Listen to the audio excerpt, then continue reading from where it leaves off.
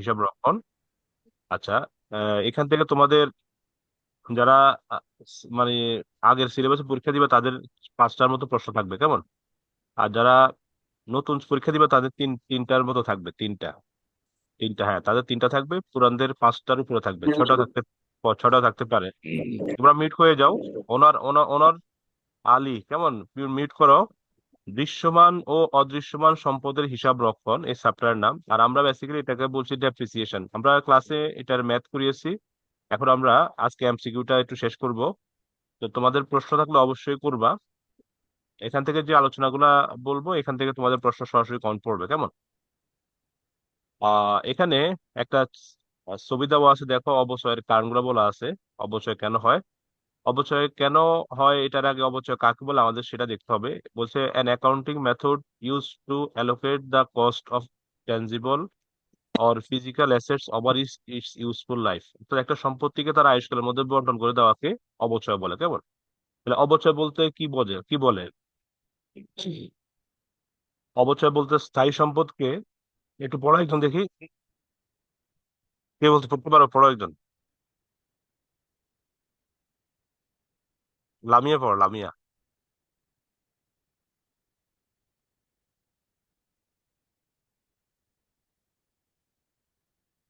লামিয়া নাই।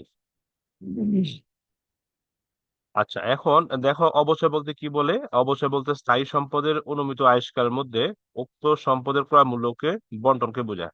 এখানে এটা একটা পরীক্ষার প্রশ্ন আসছে যে অবচয় বলতে কি বোঝায়। এটা সম্পদের ক্রয় ক্রয় মূল্যকে বন্টনকে বোঝায়, কেমন? এইটা যদি তোমরা পারো একটা প্রশ্ন উত্তর পারবা। সম্পদের ক্রয় মূল্য বন্টন, সোজা কথা। কিসের মধ্যে বন্টন? আয়ুষ্কালের মধ্যে বন্টন, কেমন? আচ্ছা, অবচয় হয় মূলত বেসিক্যালি একটা সম্পদ যখন ব্যবহার হয়, ব্যবহার করতে করতে ক্ষয় হয়ে যায়, এই কারণে হতে পারে। অথবা সময় যখন চলে যায় তখন সম্পদের মূল্য হ্রাস পায়। ধরুন আমি একটা মোবাইল কিনছি, ধরো, বা একটা ল্যাপটপ কিনছি, এটা 2-3 মাস পরে এটার মূল্য আস্তে আস্তে কি হবে? কমে যাবে, কেমন? সেটা অবশ্যই একটা কারণ। আচ্ছা, তাহলে এইরূপ মূল্য হ্রাসকে আমরা স্থায়ী সম্পদের ক্ষেত্রে আমরা বলি অবচয়, ইংলিশে বলে ডেপ্রিসিয়েশন। আর অস্পর্শনীয় সম্পদের ক্ষেত্রে আমরা বলি অস্পর্শনীয় সম্পদের ক্ষেত্রে আমরা বলি অ্যামোর্টাইজেশন। আর প্রাকৃতিক সম্পদের ক্ষেত্রে আমরা বলি শূন্যীকরণ বা ডিপ্লেশন, কেমন? তাহলে অবচয়ের সংজ্ঞা যেটা দেওয়া আছে, American writer Weygandt, Kimmel and Kieso accounting principle, এই গ্রন্থের মধ্যে একটা সংজ্ঞা দিছে যে অবচয় হলো depreciation is process of cost allocation. আমরা বলছি ক্রয় মূল্য, কস্ট অ্যালোকেশন মানে হচ্ছে ক্রয় মূল্য বন্টন, কেমন? তাহলে অবচয় হলো একটা ক্রয় মূল্য বন্টন প্রক্রিয়া। এটা পরীক্ষা সরাসরি আসছে। এই যে depreciation is process of cost allocation, অবচয় হলো একটি ক্রয় মূল্য বা ব্যয় বন্টন প্রক্রিয়া। এটা সরাসরি পরীক্ষা আসছে, কেমন? এটা বিসিএস পরীক্ষা আসছে, বিভিন্ন বিশ্ববিদ্যালয় ভর্তি পরীক্ষার মধ্যে আসছে, তোমাদের যে বোর্ড পরীক্ষা সেখানেও আসছে, কেমন? তাহলে অবচয় একটি বন্টন প্রক্রিয়া। Depreciation is a process of cost allocation, কেমন? আচ্ছা, অবচয় আরেকটা বৈশিষ্ট্য, এটা একটা অনগদ খরচ। এই অবচয়ের জন্য কখনো নগদ টাকা পরিশোধ করতে হয় না, এটা অনগদ, কেমন? অনগদ খরচ। আর তারপরে মোট সম্পত্তির মোট অর্জন মূল্যকে বিভিন্ন বছরের মধ্যে ভাগ করে দেওয়াই হলো অবচয়। একটা সম্পত্তির মূল্য যদি ধরো 20,000 টাকা হয়, এটাকে যদি 5 বছরের মধ্যে ভাগ করে দেওয়া হয়, তাহলে প্রতি বছর কত করে আসবে? 5 দ্বারা ভাগ করলে দেখো 4,000 টাকা করে আসবে। এটি হলো অবচয়, কেমন? এই শব্দটা তোমাদের পরীক্ষা আসছে। অবচয় শব্দ কোন জায়গা থেকে আসছে? ডেফ্রিটিয়াম থেকে আসছে। ডেফ্রিটিয়াম শব্দের দুটি অংশ রয়েছে, এটা একটু দেখবা, কেমন? আচ্ছা, তারপরে দেখো এখানে আমরা আহ রাজশাহী বোর্ড 2015-তে একটা প্রশ্ন আসছে যে ডেপ্রিসিয়েশন শব্দটির উৎপত্তি হচ্ছে কোত্থেকে। এটা ডেপ্রিটিয়াম, আমরা একটু আগে বললাম, এটা ল্যাটিন শব্দ থেকে উৎপত্তি হয়েছে। এটা রাজশাহী বোর্ডে আসছে, কেমন? এরপরে বলছি অবচয় একটি ক্রয় মূল্য বন্টন প্রক্রিয়া, কেমন? অবচয় একটি, লামিয়ে আসো, অবচয় একটি কি মুখ প্রক্রিয়া? ক্রয় মূল্য বন্টন প্রক্রিয়া, কেমন? এটা রাজশাহী বোর্ডে আসছে, বেগম রোকেয়া বিশ্ববিদ্যালয়ে আসছে 13-14 পরীক্ষা, সেশন পরীক্ষা, কেমন? এরপর একটা পড়তো লামিয়া, অবচয় কি হলো এখানে বলো, পড়তো দেখি কি বলছে। অবচয় ধরা হয় স্থায়ী সম্পত্তির উপর। হ্যাঁ, অবচয় সবসময় ধরতে হয় অস্থায়ী সম্পত্তির স্থায়ী উপর কোনো সম্পত্তির উপর। অবচয় হবে না, কেমন? এটা বরিশাল বোর্ডে আসছে। তারপরে আসছে, সরি, বরিশাল বিশ্ববিদ্যালয়ে আসছে, বরিশাল বিশ্ববিদ্যালয়, হ্যাঁ। তারপর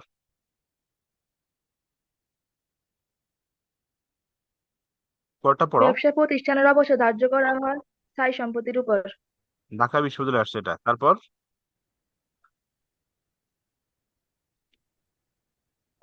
আইএএস 16A স্থায়ী সম্পদকে অভিহিত করা হয় প্রপার্টি প্ল্যান্ট অ্যান্ড মেশিনারি নামে।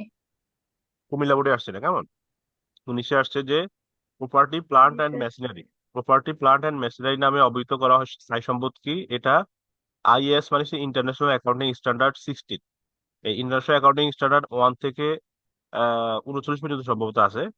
1 2 3 4 5 6 7 8 9, এখানে 16 বলা আছে যে প্রপার্টি প্লান্ট অ্যান্ড মেশিনারি, কেমন? এখন প্রশ্ন হলো অবশ্যই কেন ধার্য করা হয়?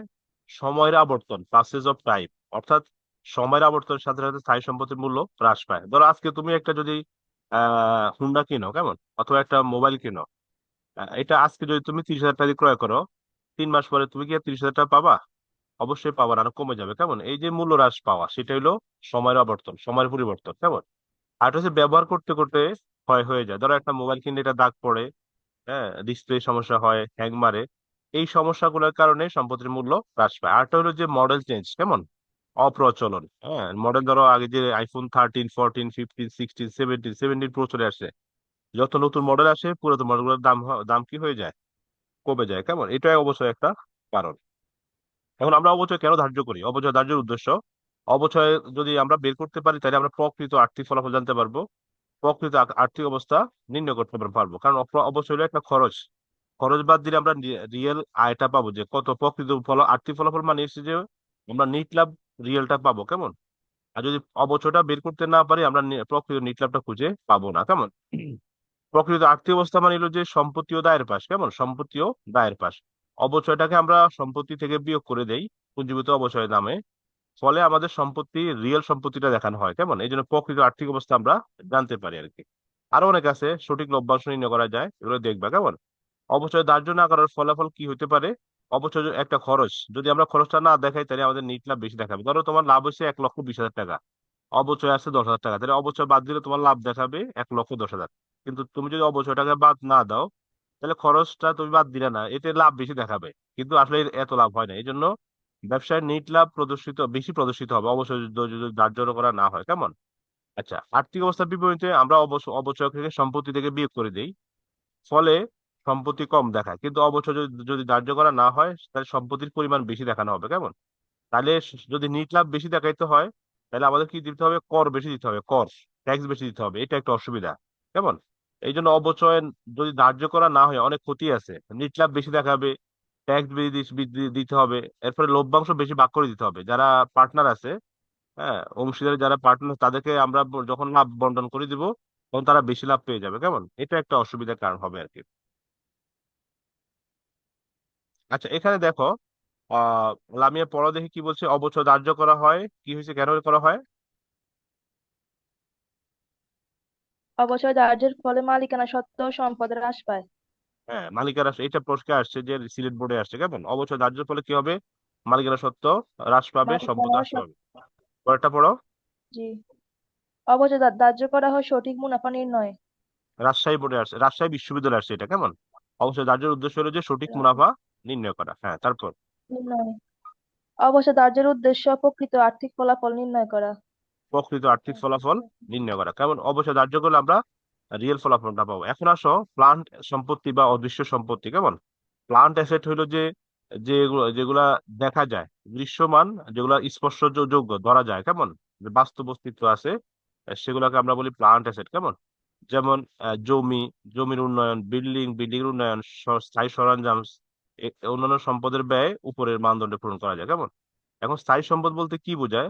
যে সম্পদগুলো ট্যানজিবল, অর্থাৎ ধরা যায়, স্পর্শ করা যায়, যেগুলোর অবকাঠামো আছে, অর্থাৎ দেখা যায়। একটা বিল্ডিং, যেমন একটা বিল্ডিং, এটা ভৌত অবকাঠামো আছে, দেখা যায় 5 তলা একটা বিল্ডিং, ধরা যায়। হ্যাঁ, তারপরে কি বলছে এটা? প্লান্ট অ্যাসেটের ক্লাসিফিকেশন, কেমন? এটা প্লান্ট অ্যাসেট বলতে আমরা যেগুলো চিনি সেগুলো একটা হচ্ছে যন্ত্রপাতি, এটাকে ইংলিশে বলে ইকুইপমেন্ট। তারপরে ভূমি, এটাকে বলে ল্যান্ড, দালান কোঠা মানে বিল্ডিং। তারপরে আছে স্থায়ী সম্পদের উন্নয়ন, কেমন? যেমন ভূমির উন্নয়ন করা লাগে। এই সম্পত্তি সেগুলো সব সময় সময়ের সাথে সাথে কি হয়? অবচয় বা অবক্ষয় হয়, কেমন? কিন্তু একটা সম্পত্তি আছে যেটার অবচয় হয় না, সেটা হলো জমি। জমির কি হয় না? অবচয় হয় না, কারণ জমির আয়ুষ্কাল নাই। জমির কোনো কি নাই? আমাদের আয়ুষ্কাল আছে। আমরা যারা এখানে ক্লাস করতেছি, আমাদের কি আছে? হায়াত আছে, মৌত আছে, কেমন?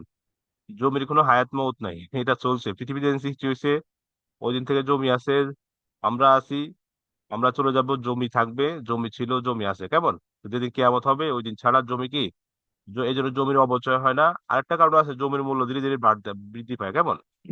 এখন এখানে লেখা আছে ভূমি ছাড়া অন্যান্য সকল সম্পদের অপচয় ধরা হয়। পড়ো তো একটু, ইসলামিয়া পড়ো তো কি বলছে।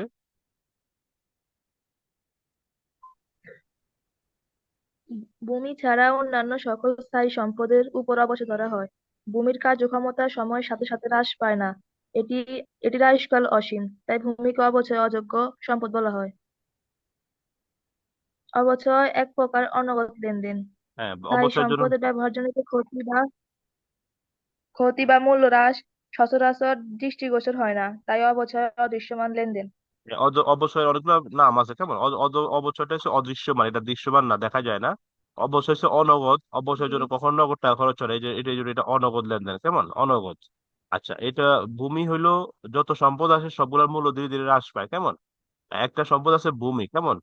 ভূমি ছাড়া অন্য সকল স্থায়ী সম্পদের অবচয় ধার্য করা হয়। এটা পরীক্ষায় অন্তত 20 বার আসছে যে কোন সম্পদের অবচয় ধার্য করা হয় না, উত্তর হবে ভূমি, কেমন?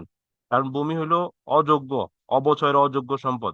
এ ভূমির কোনো আয়ুষ্কাল নাই, এটা অসীম আয়ুষ্কাল। হ্যাঁ, পৃথিবী যেদিন সৃষ্টি হয়েছে সেদিন থেকে সেনবাগ কলেজ ছিল, ওই জায়গাটা ছিল, এখনো আছে, ভবিষ্যতে থাকবে, কেমন?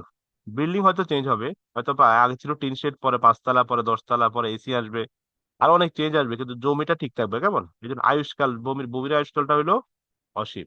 এখন টেস্ট ইউর সেলফ, দেখো তো একটু পারো কিনা, পড়ো তো একটু লামিয়া। 1 নম্বর প্রশ্নটা পড়ে যাও। নিচের কোনটি অদৃশ্যমান সম্পত্তি? হ্যাঁ, নিচের কোনটি অদৃশ্যমান সুনাম, সম্পদ? হ্যাঁ, কোনটা সুনাম, হবে? কলকব্জা, জানাদার, প্রাপ্য বিল। উত্তর কোনটা হবে সবাই বলো দেখি, অদৃশ্যমান উত্তর কোনটা হবে? উত্তর কোনটা হবে, কি বলতে পারবা? সুনাম। সুনাম। সুনাম। সুনাম স্যার। সুনাম, ভেরি গুড, তারপরটা পড়ো। ট্রেডমার্ক কোন ধরনের সম্পত্তি? হুম, ট্রেডমার্ক পড়ো আগে, পড়ো অপশন। অস্পর্শনীয় সম্পত্তি। স্থায়ী সম্পদ, চলতি সম্পদ, অস্পর্শনীয় সম্পদ, অলিক সম্পদ, কোনটা হবে? অস্পর্শনীয় সম্পদ। হ্যাঁ, এটা ধরা যায় না, দেখা যায় না, ছোঁয়া যায় না, কিন্তু মূল্য আছে, কেমন? এরপরটা পড়ো। জি স্যার। নিচের কোনটি প্লান্ট সম্পত্তি? হুম, সরঞ্জাম। মজুত পণ্য, সরঞ্জাম, প্রাপ্য হিসাব, অগ্রিম ভাড়া, কেমন? এটা চট্টগ্রাম বোর্ডে আসছে, রাজশাহী বরিশাল বোর্ডে আসছে। সরঞ্জাম, সরঞ্জাম হলো প্লান্ট অ্যাসেট, কেমন? তারপর জি স্যার। সাধারণত কোন সম্পত্তির অবচয় হয় না? ভূমি, হুম, দালান কোঠা, মোটর গাড়ি, যন্ত্রপাতি। কোনটা হবে? আহ ভূমি। ভূমি। বললাম না ভূমি। হ্যাঁ, ভূমি। তোমরা সবাই আনসার করবে, কেমন? ভূমি ছাড়া অন্য সকল স্থায়ী সম্পদের অপচয় ধার্য করা হয়। ভূমির কার্যক্ষমতা সময়ের সাথে সাথে কি হয়, হ্রাস পায় না, বরঞ্চ উল্টা হ্রাস হয়। পায় না। ভূমির মূল্য উল্টা আরো বাড়ে, কেমন? ভূমির আয়ুষ্কাল হচ্ছে অসীম। তারপরটা পড়ো। নিচের কোনটি দৃশ্যমান স্থায়ী সম্পত্তি? হুম, সমান। দালান কোঠা হবে। দালান কোঠা হবে, কেমন? কুমিল্লা বোর্ডে 21 আসছে। তারপর কোন ধরনের সম্পদের অবলোকন করতে হয়? হুম, চলতি সম্পদ, অলিক সম্পদ, স্থায়ী সম্পদ, তরল সম্পদ। হুম, অলিক। স্থায়ী সম্পদ, কেমন? এটা অলিক সম্পদ হবে। স্থায়ী সম্পদ অবলোপন করতে, অবচয় অবলোপন সবসময় স্থায়ী স্থায়ী সম্পদের সম্পদ। খোঁজা, কেমন? স্থায়ী সম্পদ। আচ্ছা, ন্যাচারাল রিসোর্স, প্রাকৃতিক সম্পদ। ন্যাচারাল রিসোর্স হলো প্রাকৃতিক সম্পদ। প্রাকৃতিক সম্পদ বলতে যে প্রাকৃতিক ভাবে সৃষ্ট সম্পদকে বোঝায়, যেমন বনজ, মানে সুন্দরবন, কেমন? তারপরে ধরো এই যে আমাজন, এই ধর যেগুলো মানে সরাসরি সৃষ্টিকর্তা যেগুলো সৃষ্টি করছে, মানুষ বানায় নাই, সেগুলো হচ্ছে প্রাকৃতিক সম্পদ, কেমন? ভূগর্ভস্থ খনিজ সম্পদ, যেমন তেল খনি, গ্যাস খনি, কয়লা খনি, এই ধরনের সম্পদগুলা একটা সময় কি হয়ে যায়, শেষ হয়ে যায়। ধরো আমরা যদি একটা গ্যাসের খনি পাই, কেমন? গ্যাস তুলতে তুলতে তুলতে তুলতে একসময় কি হয়ে যাবে, শেষ হয়ে যাবে, কেমন? শূন্য হয়ে যাবে। এই জন্য এটাকে বলা হয় শূন্যীকরণ। প্রাকৃতিক সম্পদের ক্ষেত্রে আমরা অবচয় না বলি, এটাকে বলি শূন্যীকরণ। এটাকে বলে ক্ষয়িষ্ঠ সম্পদ বলে, কি সম্পদ বলে? ক্ষয়িষ্ঠ সম্পদের ক্ষেত্রে আমরা বলি শূন্যীকরণ, কেমন? তাহলে বড় কাঠ, ভূগর্ভস্থ খনিজ, প্রাকৃতিক সম্পদ বলতে যে সম্পদটি সরাসরি আমরা ন্যাচারাল থেকে পাই, প্রকৃতি থেকে পাই, সৃষ্টিকর্তা সরাসরি যেটা দেয়, সেটাকে কি বলে? প্রাকৃতিক সম্পদ, কেমন? আচ্ছা, এখন এখান থেকে একটু বলো তো প্রাকৃতিক সম্পদের লামিয়া পড়াতে কি বলছে। প্রাকৃতিক সম্পদের অবচয়কে বা ব্যয় বন্টন প্রক্রিয়াকে ইংরেজিতে ডেপ্লেশন বলে, যার বাংলা হিসেবে একাধিক শব্দ প্রচলিত রয়েছে, যেমন শূন্যকরণ বা শূন্যীকরণ, নিঃশেষকরণ বা নিঃশেষিতকরণ ইত্যাদি। প্রাকৃতিক সম্পদের আয়ুষ্কাল নির্ভর করে সেটির মজুদ ও আহরণের উপর।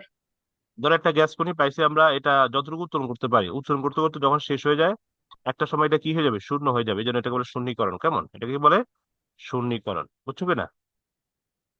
আচ্ছা, তারপরে ইনট্যানজিবল অ্যাসেটস, এটা হলো অদৃশ্য সম্পদ। কেমন, ইনট্যানজিবল অ্যাসেট মানে অদৃশ্য সম্পদ। এখানে পড়া তো কি বলছে,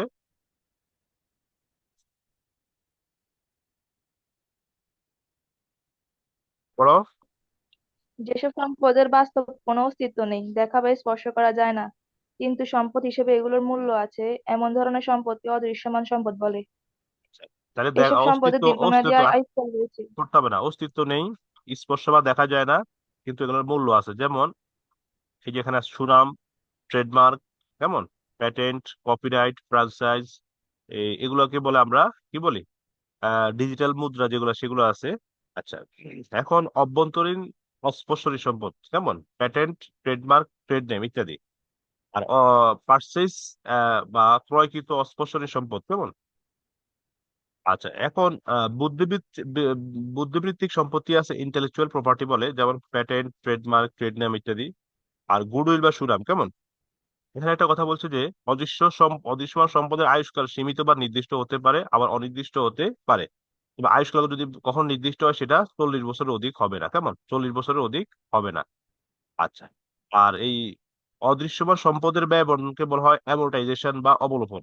স্থায়ী সম্পদের ক্ষেত্রে বলে অবচয়, অস্পর্শনী সম্পদের ক্ষেত্রে অ্যামোর্টাইজেশন বা অবলোপন। আর প্রাকৃতিক সম্পদের ক্ষেত্রে বলা হয় শূন্যীকরণ বা ডিফ্লেশন। কেমন। আচ্ছা, এখন প্রশ্ন পড়ো দেখি কি বলছে, 1 নম্বর।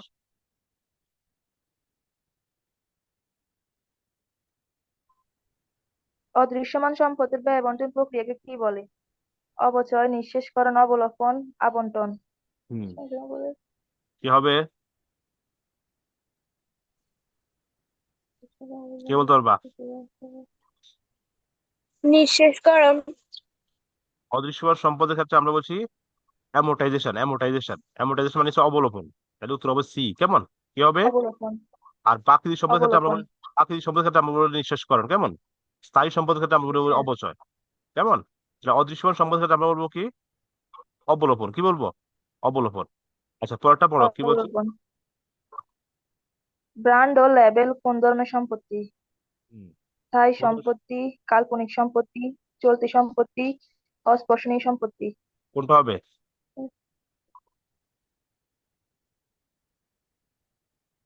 স্পর্শনী সম্পত্তি। কেমন। আচ্ছা, তোমরা এগুলো অস্পর্শনীয় একটু সম্পত্তি। একটু একটু দেখবা, দেখলে পারবা।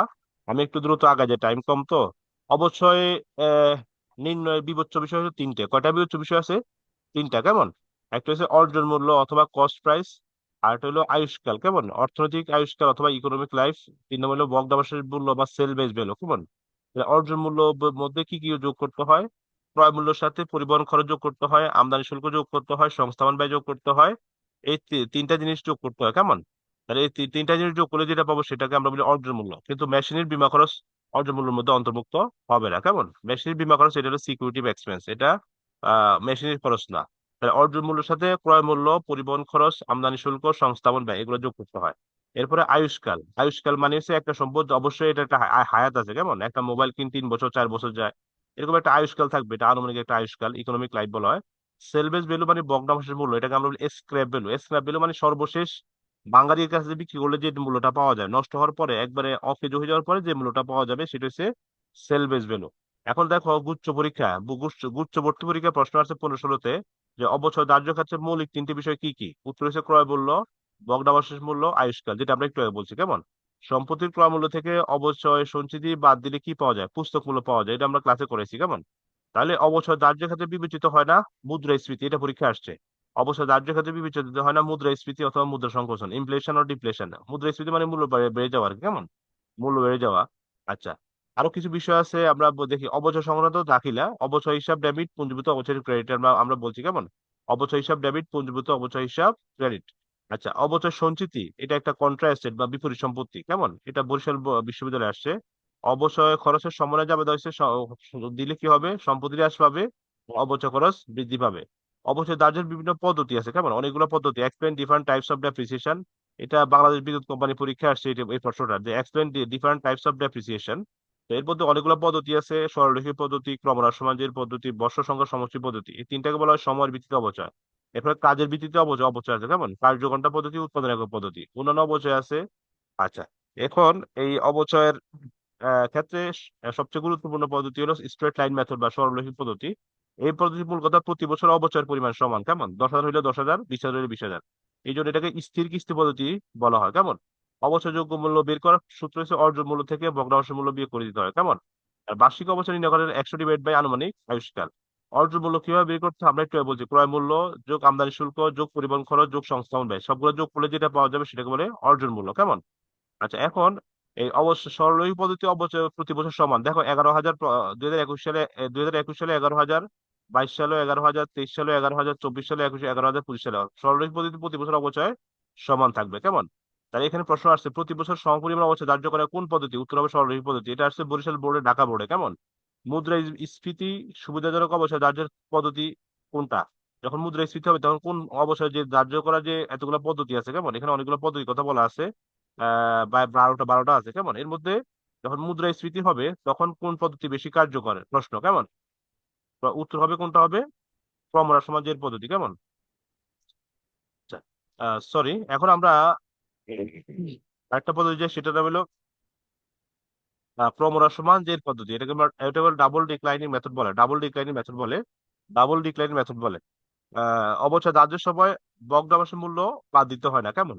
ক্রমহ্রাসমান জের পদ্ধতিতে অবচয় দাহ্যের সময় ভগ্নাংশের মূল্য বাদ দিতে হয় না। পূর্ববর্তী বছরগুলোতে বেশি এবং পরবর্তী বছরগুলোতে কম অবচয় ধার্য করা হয়। এটা হচ্ছে ক্রমহ্রাসমান জের পদ্ধতির মূল কথা, কেমন? ভগ্নাংশের মূল্য বাদ দিতে হয় না। এটা তোমরা যেগুলো একটু বোল্ড করে আমি দিছি এগুলো একটু পড়বা, কেমন? এগুলো গুরুত্বপূর্ণ, রং করে দিছি তোমাদের জন্য। অবচয় নির্ণয়ে প্রথম বছর অবচয় বেশি কোন পদ্ধতি? উত্তর হচ্ছে ক্রমহ্রাসমান জের পদ্ধতি। তারপরে অবচয় নির্ণয়ের ক্ষেত্রে ভগ্নাংশের মূল্য বিবেচিত হয় না, ক্রমহ্রাসমান জের পদ্ধতি। রাজশাহী বিশ্ববিদ্যালয় ভর্তি পরীক্ষা আসে এটা, কেমন? রাবি, রাবি মানে রাজশাহী বিশ্ববিদ্যালয়। আচ্ছা, তারপরে তোমরা একটু দেখো, আমি নিচের দিকে জায়গা দ্রুত, সময় কম। আচ্ছা, অবচয় সংক্রান্ত যাবে, আমি একটু ইউটিউবে দিয়েছি, তোমরা একটু দেখবা। যখন অবচয় সম্পদ ক্রয় করা হয়, স্থায়ী সম্পদ ডেবিট, নগদ হিসাব ক্রেডিট। যখন অবচয় ধার্য করা হয়, অবচয় খরচ ডেবিট, পুঞ্জীভূত অবচয় হিসাব ক্রেডিট। যখন অবচয় বন্ধ করে দেওয়া দেওয়া হয়, আয় সারাংশ হিসাব ডেবিট, অবচয় খরচ হিসাব ক্রেডিট, কেমন? এখন এখানে অনেকগুলো পরীক্ষার ম্যাথ আসছে। অবচয় একটি ক্রয় মূল্য বর্ণন প্রক্রিয়া, এটা ঢাকা ইউনিভার্সিটি ভর্তি পরীক্ষা আসছে, 5, 6 আসছে বা 2, 3 আসছে, কেমন? আচ্ছা, অবচয়ের জন্য সমন্বয় দাখিল হয়, অবচয় ব্যয় হিসাব ডেবিট, পুঞ্জীভূত অবচয় হিসাব ক্রেডিট। পুঞ্জীভূত অবচয় একটা বিপরীত সম্পত্তি হিসাব, এটা একটা বিপরীত সম্পত্তি হিসাব, এটা ঢাকা ইউনিভার্সিটি আসছে, কেমন? আচ্ছা, এখন তোমাদের বোর্ড পরীক্ষায় যে বাংলাদেশের যে 10টা বোর্ড আছে, বোর্ড পরীক্ষায় যে প্রশ্ন আছে, দেখো, ক্রয় মূল্য বন্টন প্রক্রিয়া হলো একটা অবচয়, কেমন? আচ্ছা, ল্যাটিন শব্দ ডেপ্রিটিম থেকে আসছে ডেপ্রিসিয়েশন, এটা চট্টগ্রাম বোর্ডে আসছে, দেখো। অনগদ খরচ হলো অবচয়। পুস্তক মূল্য বের করতে হলে ক্রয় মূল্য থেকে পুঞ্জীভূত অবচয় বিয়োগ করে দিতে হয়। ভূমি ব্যতীত যত সম্পদ আছে সকল সম্পদের কি হয়? অবচয় ধার্য করতে হয়। অবচয় একটি অদৃশ্যমান লেনদেন, সবগুলো প্রশ্ন উত্তর, কেমন? অবচয়ের ফলে কি হয়? অবচয় যদি ধার্য করা হয় তাহলে কি হবে? ব্যয় বৃদ্ধি পাবে, সম্পত্তি হ্রাস পাবে। অবচয়ের কারণ কি কি আছে? সময়ের আবর্তনের কারণে অবচয় হয়। অপ্রচলন মানে যখন মডেল চেঞ্জ হয়, কেমন? তারপরে দুর্ঘটনা জনিত যদি সম্পত্তির মূল্য হ্রাস পায় তাহলে অবচয়, কেমন? তারপরে দেখো, একটি সম্পত্তির মোট ক্রয় মূল্য ও পুঞ্জীভূত অবচয়ের মানে, অর্থাৎ ক্রয় মূল্য থেকে পুঞ্জীভূত অবচয় যদি বিয়োগ করা হয় তাহলে আমরা পাবো বই মূল্য বা পুস্তক মূল্য, কেমন? এটা অনেক বোর্ডে আসছে। তারপরে দেখো, অবচয় ধার্য করা হয় না ভূমির উপর, কেমন? ভূমির উপর কোনো অবচয় ধার্য করা হয় না। অস্পর্শনীয় সম্পত্তি হলো সুনাম, ট্রেডমার্ক, প্যাটেন্ট, গ্রন্থসত্ত্ব।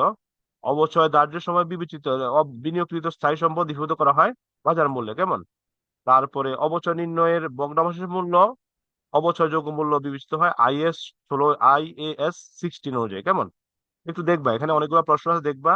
এরপর ঢাকা ইউনিভার্সিটির পরীক্ষা প্রশ্ন আছে, দেখো, যে ব্যবসা প্রতিষ্ঠান অবচয় ব্যবসায় ব্যবসা প্রতিষ্ঠানে কোন ধরনের সম্পত্তির উপর অবচয় ধার্য করা হয়? উত্তর হবে স্থায়ী সম্পত্তির উপর, এটা আমরা বলছি, এটা ঢাকা ইউনিভার্সিটি ভর্তি পরীক্ষা আসছে, এটা, কেমন?